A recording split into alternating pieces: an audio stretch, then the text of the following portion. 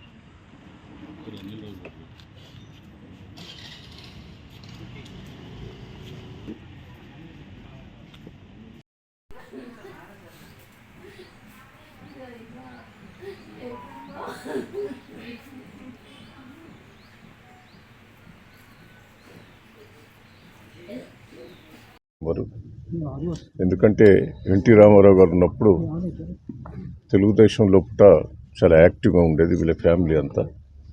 దాంతో నాకు బాగా చనువు. కానీ ఆయనే బోలా మనిషి. ఆయన బిడ్డ పాపం చిన్న ఏజ్లోనే చనిపోయింది. మనవరాలు కూడా మంచి యాక్టరు, సినీ ఫీల్డ్కి ఎంతో సేవ చేశాడు. ఎవరికైనా ఏదైనా కష్టం వచ్చినా నేనుండి ఉన్నా అనే ధోరణి రాజేంద్ర ప్రసాద్ గుణం. వారి కుటుంబంలో అమ్మాయి చనిపోవటం చాలా బాధాకరం.